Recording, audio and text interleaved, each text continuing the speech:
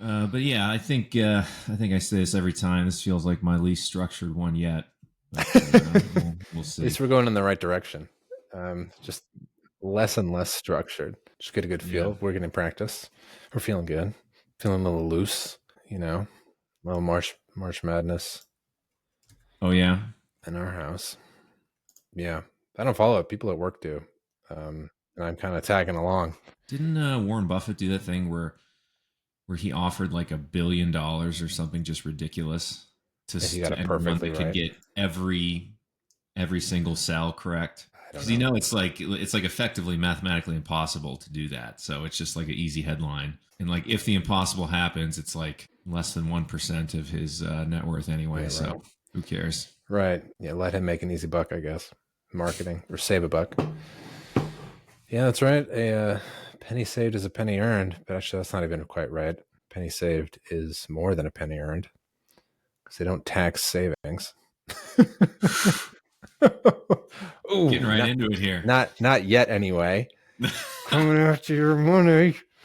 Yeah. Yeah, geez, wealth tax. Wealth Like, tax. Didn't they roll one of those out no, I somewhere? think they I thought just I really got in the wanted to, but news. like that, we were so close to that. Like, I think that's what we'd be talking about right now. Yeah, it's crazy. Um, yeah. I mean, there were some kind of small accounts I noticed on YouTube. There was like an accountant or something in California who was just basically saying this is bonkers. It's, Hmm. crazy to have just straight up wealth tax. Yeah, maybe there's some way they could tax savings, money that you didn't spend on something you should have. that's what I'm talking about. That would be a tough world. Some way. I mean, yeah. I mean, Bessent, if you want to make this a transition, Bessent was saying on some interview somewhere, it's not that, or multiple really, it's not that we do not have a revenue problem. We have a spending problem. Right. Yeah. So at least, I generally agree with that. I think you should be able to pay your bills with 4 trillion in receipts. Seems like a pretty big base. Just tax the rich, pay your fair share. What do you think I should do for next week? I was thinking about Doge, but I don't have like a specific clog into it. To be quite honest, like this week seemed to be pretty quiet. Like things seem to have cooled off a little bit. I found something, but there's basically like no tariff headlines. But I got a little Betsson It's video. our bread and butter. Bread and butter is those tariff episodes that we get. We crank one of those out, 100 view, no big deal. That's what I'm talking about. Yeah, honey, 100 views. Little honey views. That's right. Got to get 2,000 now. Yeah, the next one. But anyway, that said, Fed meeting this week. All right, run us through it. Did you hear anything about it? I mean, I got my finger on the pulse, but I wouldn't say I analyze it closely. I kept the rates the same. About it. I mean, that's the extent of my basic analysis. It's just Fed rates change now. Okay. Yeah, I mean, in terms of actions, I guess it was a little bit of a snoozer, but the main thing was it was their first meeting where they give out their projections since this whole tariff thing has begun. So, like what we've been talking about here the past couple of weeks has been about these drops in consumer sentiment. Everyone's getting very nervous about tariffs. Inflation expectations are rising again, even if, like we saw last week, the CPI has fallen over the past month. So everyone wanted to see, well, what did the Fed think? They think inflation is going to be higher than they thought it would, and transitory is back. I know. That was the other big one. Got him in so much trouble before. At least pop open the thesaurus and use a different word. It's too close. Look, I'm just going to do some of the work for them. It could have said temporary or brief, impermanent, if you will. Maybe even ephemeral, if he wanted to get a little ephemeral fancy. Inflation. It's a little ephemeral inflation. Little evanescent inflation. Evanescent. Ooh. Yeah, I got the thesaurus busted open. Fate, fleeting, little fleeting inflation, if you Yeah, will. fleeting Come on, I mean, inflation. have some Fleeting fun with it. inflation, I mean, let them ephemeral have some fun with it. inflation. Jesus, I mean, it's Yeah. just gray and blue suits everyone all the time. And Get some Powell color only in there. wears purple ties. I don't know if you noticed. I did not notice that. I'll be on the lookout for that. Why He purple? only can wear purple. And it's like you think about why The it's like, all color right, of well, you royalty. can't wear red. You can't wear blue because it's Oh, political. sure. Okay. Well, red and blue, you get purple. There you go. You can't wear gold because it's a gold standard. Should be able to rock gold. Can't Black. wear green because that's just the color of money. So he's just purple every time. Well, purple is royalty. Who does he think he is? Royalty. Yeah. Queen. My favorite is that high school yearbook picture of Powell and his like high school quote underneath. It was like, man, I'm going to print so much money.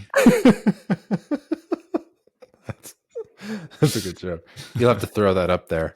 Oh, yeah. Oh, yeah. For unplanned here, got Got a few good laughs. Fun with it. Yeah. Well, I had a little drink beforehand, so it's kind of loosened me up. Oh, all right. I'm kidding. I don't drink. Well, it's also important to be able to just let some of our own personalities come through, right? As opposed to just having like a wooden box talk to you. Like it's hardly anything more of a turnoff like when I turn on a YouTube channel and it's just clearly like some sort of computer reading something that somebody wrote. Yeah, some personality in there. That's kind of interesting. Yeah, that was like a TikTok thing I think that began whenever like the computerized voice started to become realistic. What, like 5 years ago or so? This TikTok voice started. Yeah, but like then everyone had the same one. But nowadays it's like it's pretty good, huh? You can't tell at first, but then it's like, oh, okay, this is now they just speak like too cleanly. Yeah. Anyway, it's always a tell. Yeah, so Fed meeting here. So this is their summary of economic projections, or the SEP, as they call it. Once a quarter, they release this SEP, and they basically go out and they survey the members of the committee, and then they ask them what their expectations are. So on this little report here, we'll link below. Meeting held on March 18th to 19th. Meeting participants submitted their growth projections, most likely outcomes for GDP, unemployment, and inflation. And they do this typically 3 years out, and then like a longer run, long-term thing. So every quarter, people are very interested in what they think now, how that changed from last time. So I just wanted to briefly just review actually what they are saying. So this first table here, this is a broad overview of basically all of the results in this report. So in this variable column here, so they got 4 things that they think about: GDP, unemployment, PCE, and then core PCE. GDP, this is saying that at the end of 2025, they think real GDP growth is going to be 1.7% over the year. 26, they think it's going to bump up very slightly to 1.8, and then 27, 1.8, long term 1.8. So how do you what do you think about, we talked about Bessent's 333 plan, how they wanted to get growth up to 3% and all that. So I guess the Fed has a different view. How do you reconcile, or is it just like the job of the Treasury and the administration have a really optimistic outlook on economic growth? Yeah, I mean, I would think it's definitely got to be a little bit of both. Like at the end of the day, you are a politician, and like you're selling something, you're selling your economic plan. You want to really pump it up. And also, like from the Treasury Secretary's perspective, he's an old hedge fund guy, so he's very familiar with markets. And just in general, there's always some degree of, if you think the markets are going to do well, then they're probably going to do well. If you think they're not going to do well, then maybe they won't. Just will it into being. It's like, yeah, pretty much. It's a theory of reflexivity. Investors don't base their decisions on reality, but rather on the perceptions of reality. Yep. Actions that result from these have an impact on reality, or the fundamentals, which then in turn affects investors' perceptions and thus prices. And ideally, then you get this virtuous cycle where people think things are going to be good, they get better, people feel even better, and so on and so forth. So I think there's definitely some degree of, when he's talking about 3% economic growth, whenever we evaluated his 333 plan, one of the key items and biggest criticisms that he faced and still faces is that there's a very broad, longer running consensus view that the quote unquote long term growth potential for the United States is around 2%. Yeah, right. And it's seen as like it's really difficult to kind of get out of that. Yeah, one of the kind of lines that you would see in the headlines, it wasn't 333, it was 620. Yeah. 6% deficit, 2% growth. Yeah. So if you think things are going to be bad, they're probably going to be bad. So I do appreciate Bessent's optimism. On the other hand, the Fed, not quite as optimistic. So this is what they wrote down yesterday. This is the current expectation. And then just below, they say what the December one was. So the previous time that they did this. For year-end 25, they thought it was going to be 2.1% economic growth. And compared to 1.7, that's a pretty decent downgrade. People were generally expecting this just because financial markets have been volatile. People don't know what's going to happen with tariffs, though there's a lot of economic angst out there surrounding tariffs. So people broadly expected the Fed to, in general, kind of tweak these things probably downward and worse direction, if you will. And so that's pretty much what we got here. And so just kind of going down the line a little bit, unemployment rates next, end of the year, they think it's going to be 4.4%. I think it's 4.1% currently. And again, so a few tenths of 1% is a pretty big deal, actually. So previously, they thought it was going to be a flat 4.3 for the next 3 years and then bump down a little bit. Now they think it's going to shoot up a little bit higher and then come back down. And so this is probably where, in part, team transitory is coming back. So when you look at PCE inflation, so this is similar to CPI, but just a different underlying measure of inflation. The Fed prefers this one, so they cite this one. They talk about this one. They give out their expectations for this one. And so last year, they thought that year-end 25 was going to end at 2.5%. This time they bumped it up to 2.7. Not so bad. And same thing. Then it's 26. They thought it was 2.1% before. Now it's going to be 2.2, and then 27 and longer term 2.0. They basically have to say 2.0 in the longer term ones because that's what their goal is. If they don't expect themselves to get to their goal, there's probably something else going on. Little asterisk under that one if you look closely, that when it says 3%, it's just like fire us. Yeah, but actually, interestingly, so then if you look at core, so we've got 25, 26, 27, but we're a little bit blank here. So, and is that usually the case? Yes, it is. But yeah, so they say longer run projections for core PCE inflation are not collected. Not collected. That's interesting. Yeah, I thought they came up with this internally. Ask them, I guess. Okay. And then the last big one that they do here is the anticipated policy rate. And so this is in reference to the famous or infamous in some cases dot plot. Are you familiar with the dot plot, Luke? I am familiar with it. Well, that's good because here it is. So same time windows. This is expectations for the end of the year, 25, 26, 27. And then what they do is each one of these dots represents one member of the committee, and they don't tell you which dot is who, though. So they, like to keep you guessing. And then they report what the median level is in this table up above here. So N25, 3.9%. So that's this median here. 3.4% at the end of the following year, and then 3.1% thereafter. This wasn't that much of a surprise, really. So they last year they expected 2 rate cuts this year. They still expect 2 rate cuts.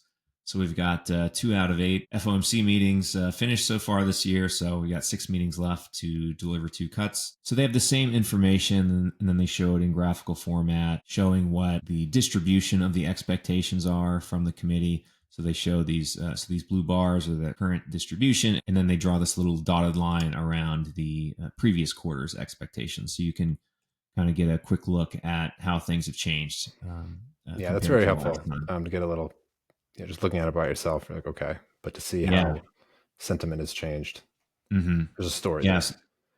Yeah, so this is the GDP one. So that was their median that was in the table up top at 1.7 here. Last time, everyone was clustered in the, mostly clustered over here in 2 and above. Now it's So there's some pessimism in there that it's changed over the definitely some pretty good pessimism. And then if you look at 26 and 27, there's even one person here that thinks things are gonna get even worse. When in contrast, like the rest of the committee, they see a slight improvement. So we're kind of over here this year. Next year we'll bump up a little bit.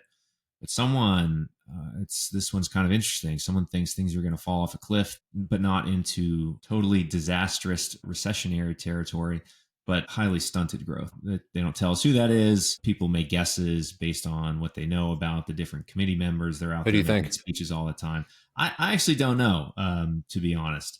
The past few years, the Fed has been remarkably consistent in their messaging. So whenever inflation did bump up and they all realized that transitory was incorrect, they were like just all dead on the same message for like a few years. And We got some discipline at the Fed, you mean? Yeah. A little more, even more so, really? I mean, Whenever people make like kind of ask that about Powell, it's like, oh, you're in charge. What do you think? And they always say, no, I'm just one member of the committee. I'm just one voice. I don't have that much sway. But in another way, it seems like Powell's running a pretty tight ship. So we went over these numbers. Unemployment just kind of bumped over slightly there. all right. Not a lot to see on that one. What are the ones that someone in the industry, someone in the business, what's like the first thing kind of down here in these SEPs that you dive to kind of start answering questions? It all really just depends on what the current theme is. It's okay. like if we were having specific growth issues, if everything was okay, but productivity was declining for a long period of time and there wasn't any obvious reason as to why, or that people think is why, then people would go to the GDP growth one and like really scrutinize what these distributions look like. I would say nowadays it's more, it's kind of a combination of everything, really. It's, people are very, even before the administration changed and we're getting into these trade wars, people were very laser focused, of course, on getting inflation down still, while making sure that the labor market remained healthy, that unemployment rate didn't start ticking up too highly. So we're kind of in the same spot with some added emphasis, I would say, on the inflation component. And that's all due to, Luke, our favorite topic. Tariffs. Tariffs? That's right. It's tariffs. That's right. You've been paying attention. Hey, I've been taking notes. There was a couple zingers on the press conference as well that I wanted to. Oh yeah, I was looking forward to this. But big shout out to our new followers, new subscribers. We love you. We love you all. Let us know if we can give you like a proper shout out. I can never really tell. Happy to like just say your names or something, but definitely. And like, obviously anything that you want us to talk about. Yeah. If you want us to look into something, I'm looking for a topic kind of to drill down into. I'm sure something will come up. I already there's been a couple interviews with Bessent that I want to, and there were a couple things that were said that I kind of want to double check on. So maybe that'll be it. But I guess I'm looking at the out years here, and the fact that the policy path doesn't change at all, and inflation is unchanged in the out years also. Doesn't that imply you all have basically decided that there is no signal here, and that it's just we're back to transitory again? So I think that's kind of the base case, but as I said, we really can't know that. We're going to have to see how things actually work out. And the fact that there wasn't much change, I think that's partly because you see weaker growth but higher inflation. They kind of offset, and also frankly a little bit of inertia when it comes to changing something in this highly uncertain environment. I think there is a level of inertia where you just say, maybe I'll stay where I am. So there it is. Transitory is the base case. God, he had to use that word. I mean, they must have thought about it. So there's a good follow-up. I think it was later on, but. Craig Torres from Bloomberg News. Thanks, Chair Powell. You said transitory price increases from tariffs are the base case. Transitory is the base case. Wasn't it the base case last time? And didn't the FOMC forecast lower inflation ahead last time? And wasn't the lesson that it quickly got into services, haircuts, daycare, everything else? And so I'm just wondering why the 9 aren't taking that on board and are cutting twice this year. When you say last time, are you talking about the last Pandemic, yes, during the Because you pandemic. could have been talking about the last time there were tariffs, in which case the inflation was transitory. Yeah, no, of course we're well aware of that, and it's still the truth. If there's an inflationary impulse that's going to go away on its own, it's not the right policy to tighten policy, because by the time you have your effect, you're in effect by design, you are lowering economic activity and employment. And if that's not necessary, you don't want to do it. In real time, as we know, it's hard to make that judgment. And we're well aware, of what happened, obviously, with the pandemic inflation.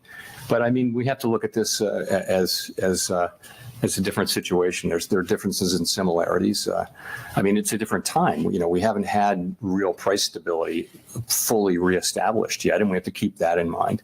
And we hear that people are very reluctant to take on to allow prices to go up. At the same time, we hear that businesses are intending to pass many of these prices through. So it's hard to say how this is going to work out. Anyway, I thought that was mildly humorous. That guy kind of lines it up for a gotcha question. Powell's like, no, wait a minute. What about the time whenever we said it, whenever we were right? Yeah. Remember Which time are you referring to? Yeah, right. Was this last time? Did you mean last time there were tariffs, or last time I used that word? Yeah. Okay. Okay. Yeah. Oh, yeah, because it actually was transitory. And then I like the whoever was running the cameras pointing back at the guy. Okay. Didn't think of it that way. Oh, yeah. Fuck, he knew it was coming. Yeah, exactly. He was. He had to have been waiting for it. Let's see. On the question of recession directly.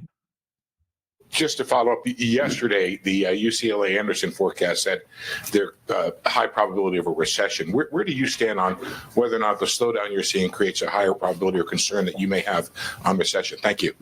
There's always an unconditional possibility of a recession.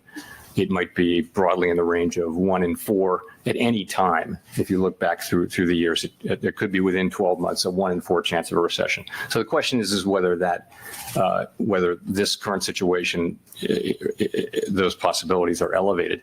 I will say this. We don't make such a forecast. If you look at outside forecasts, forecasters have generally raised, a number of them have raised their possibility of a recession somewhat, but still at relatively moderate levels, still in the region of the traditional, because they were extremely low. If you go back 2 months, people were saying that the likelihood of a recession was extremely low. So has moved up, but it's not high. Likelihood of a recession has moved up, but it's still not high. The thing which struck me is that they said 1 in 4, like over a 12-month period. What do they mean by that? Over any 1 month period, there's potential. There's a possibility like 1 in 4. I didn't really get that. I really don't know exactly what he was referring to be honest. But I think if I had to guess, just in general, there's always a chance that something can change quickly and drastically, i.e. a recession. Yeah. I mean, I got that. I just don't know where the 1 in 4 comes from. I understand if he just ended, he actually quantified it. It wasn't just, there's always a possibility for something weird happening. Fine. No, I don't know, but yeah. I would say someone ran some statistical. No problem. Let me just call him up real quick. Yeah, you know what? Let's just get him on the phone here. All right. Call him Jerome. Jerry. Call him Jerry.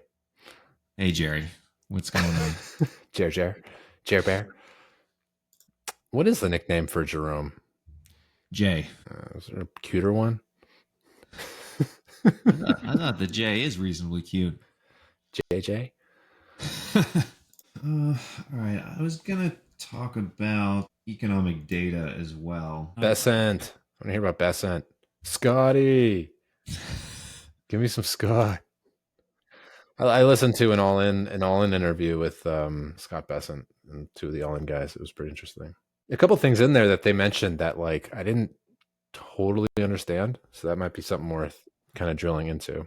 I saw that they did that. I didn't get a chance to watch it yet. I've been busy watching the Boomer podcasts, mainstream news.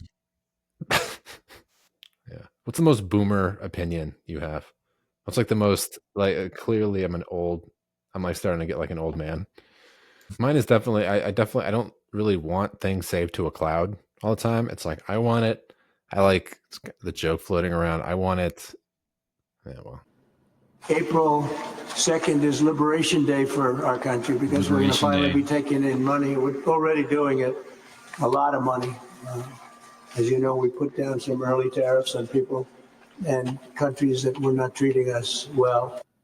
72% of Americans are concerned about the impact of tariffs. What do you want to say about these tariffs and the extent of how high they may go?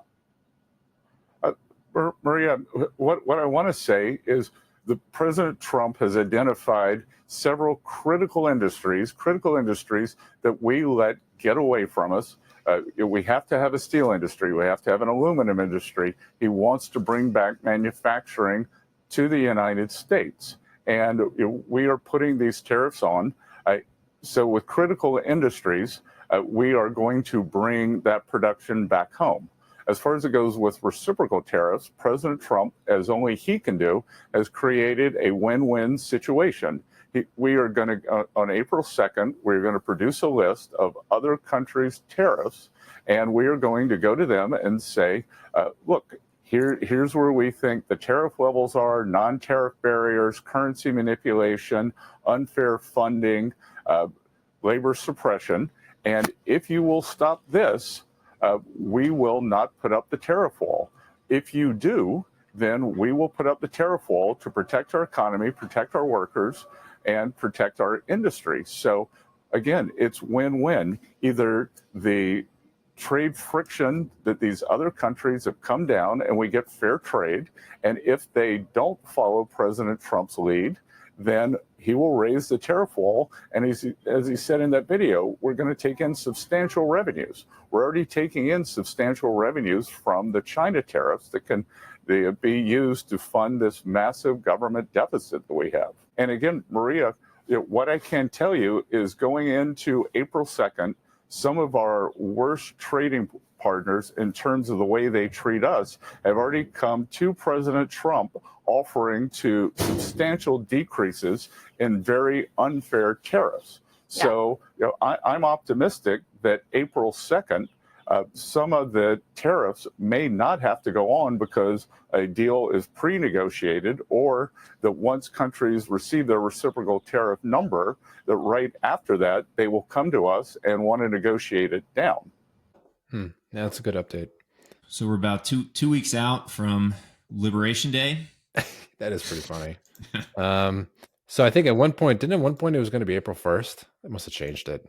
I think like at the very start, he was like, yeah, he April said 1st. that. We can't call April 1st Liberation Day.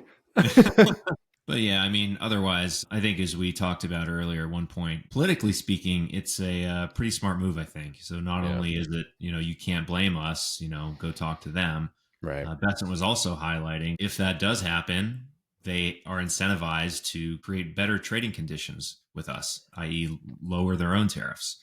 So it's either we don't catch flack for starting a trade war, and if we do, then it's up to them to change it, and then we're going to get a better trade deal. Right. So we'll see how it rolls out. It's apparently a pretty big undertaking to produce that list on a country by country basis, because they say calculate the tariffs and the non-tariff barriers, and it's very... Yeah, I heard that. I mean, he kind of gave a hint at things like, what did he say? Like regulatory side of it, or, some other, it started kind of getting to that space.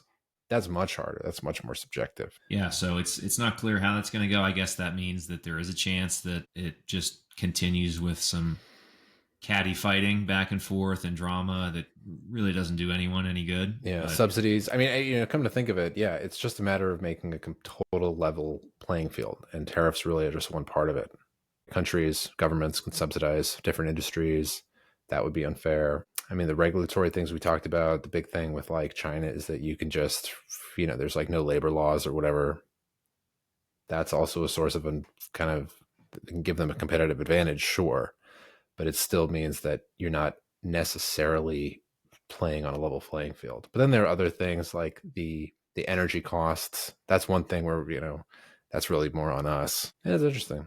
All of that trying to get that would be much harder to calculate. Energy costs in what way? Oh, well, I'm just thinking in terms of competitiveness in general. So like, if we wanted to, we mentioned this before, just like steel and aluminum, what would another country, why would they be able to produce it so much cheaper? Energy costs is one of them. Labor costs, regulatory costs, subsidies, tariffs. So my point is that the U.S. still has got some work to do, I would say, in order just to become competitive. Like, it's not just like put up these tariffs and we're done. I think that's just the first step. Kind of the temporary band-aid until we can become more competitive. Whether that means, I think Bessent would agree, to be like, start cutting regulations to hopefully make energy output. It's part of the 333. Yeah, it is. And I think he mentioned too, that was a big deal on the All In podcast that he mentioned. So hopefully that'll be addressed. So they talked about nuclear, because I know, those tech guys are certainly ringing the alarm bells regarding how much electricity is produced. Just simply not enough. It's not growing fast enough. It's not cheap enough. It might be a constraint, just with the AI run. That's kind of their angle. But, chips, they want to give, chip factories. I think Trump even, I think you showed it or whatever on this program, how they were trying to get a chip factory in the US because it's now a strategic industry. Oh yeah, like hugely strategic. But yeah, someone came to the White House and they did a whole event where he was committing like this huge investment.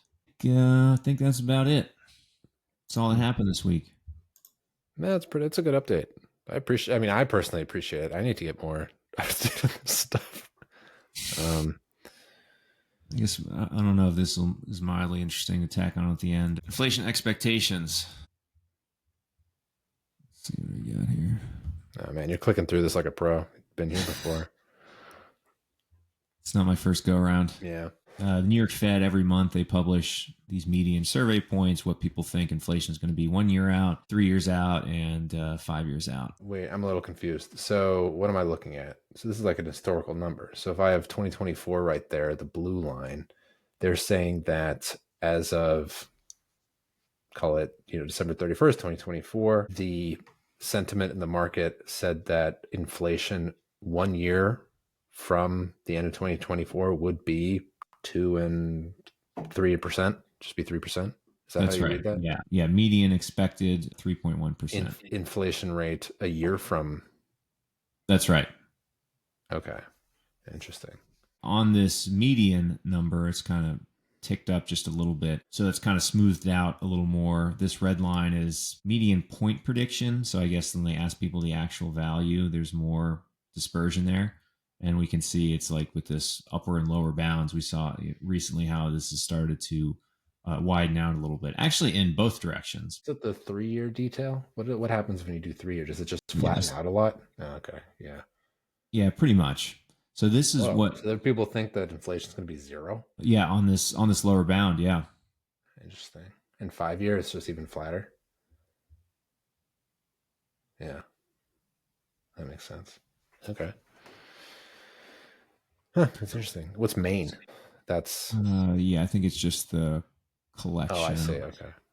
Yeah, so like before COVID, it's not till 2014 did it barely get up above 3%. Bumped upward, and then even the 3-year level bumped upward, but it came back down. And in fact, it's actually, well, I guess it's a little bit higher than where it was pre-COVID, but yeah. These longer term ones are the values that the Fed is really most concerned about. If those start going upward, that's kind of their signal that there's a real problem here, like 1970s runaway. That's inflation. When you're losing confidence in the Fed. Yeah, point. Exactly. So, it's like back to what we briefly mentioned at the beginning of this episode here. It's all about expectations. People think inflation is going to be higher. They're going to make decisions that on net across millions of people, prices are going to bump up a little bit. You see, you're a business owner, you see your neighbor raising prices. I hear inflation's in the news. Maybe I need to as well, or else I'm going to lose business. And if everyone does that enough, then there is inflation all of a sudden. The Fed at least has taken solace in the fact that over COVID, the 3-year one did bump up a little bit, but it came back down pretty quickly, and it stayed very well behaved ever since. That's interesting. That's good insight. I didn't really respect that. All right. That's it for realist time. All right. Well, thanks for tuning in. Root of All Evil podcast. All right. Well, thanks for tuning in. Thanks a lot. Leave a comment below. Shout like out and to subscribe. our subscribers. They're the best. Hopefully we give you something interesting to take away every week. Let us know what you want to see. All right. See you next time. All right. See ya. Bye.